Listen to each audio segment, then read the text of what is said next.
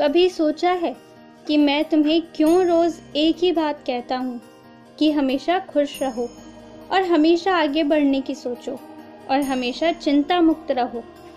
क्योंकि मुझे पता है यदि मैं रोज़ दोहराऊंगा, रोज़ कहूँगा तुमसे, तो एक ना एक दिन ऐसा आएगा जब ये बातें तुम्हारे दिल तक भी पहुँच जाएंगी और तुम उसके हिसाब से काम करना शुरू कर दोगे।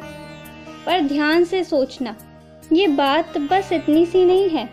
ऐसे ही यदि किसी को कोई बात, चाहे वो सही हो या गलत, यदि बार बार बताई जाए ना, तो कहीं ना कहीं आंशिक रूप से ही सही पर वो उसके मन में बैठ जाता है। और कभी कभी यही तुम्हारे साथ भी किया जाता है कि तुम हो कुछ और तुम्हारी विपरीत बातें इतनी बताई जाती हैं, किसी न किसी के मन में शक आ ही जाता है। और पता है इससे निकलने का तरीका क्या है?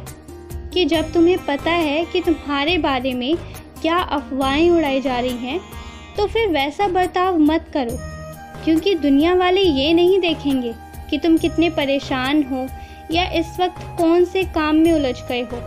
वो बस तुम्हारा व्यवहार देखेंगे और उसके हिसाब से वो अपने फैसले सुना देंगे।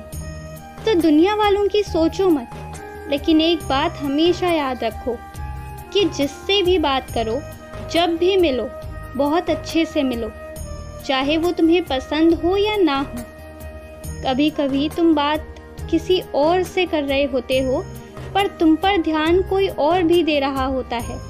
समाज में उठने बैठने, बात करने का जो व्यवहार है, उसका तुम पालन किया करो। और एक बात जानते हो, कोई मेरे बच्चे से कब टकराता है? जब उसकी अंतिम घड़ी आ जाती है, जब उसका सच दुनिया के सामने आने वाला होता है। उससे पहले वो मेरे बच्चे से टकराता है, और वही हर बार होता आया है, वही होगा भी। जो बार बार तुमसे टकराएगा, जो बार बार तुम्हें रुलाएगा, जो बार बार तुम्हें जलील करेगा, उसकी सच्चाई पूरी दुनिया के सामने आ रखी है।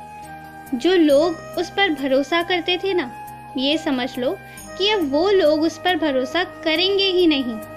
तो ये तुम्हारा बुरा समय नहीं चल रहा है, ये उसके बुरे समय की शुरुआत हो गई है। लेकिन फिर भी मैं तुमसे कहूँगा कि किसी की बुराई के बारे में मत सोचो, पर जिसने जो कर्म किए हैं उसे भुगतना तो पड़ेगा ही। वैसी बातों पर कम ध्यान दिया करो जिससे तुम खुद भी परेशान होते हो, मुझे भी परेशान करते हो। जो मैं जवाब देता हूँ वो सुनना नहीं चाहते हो।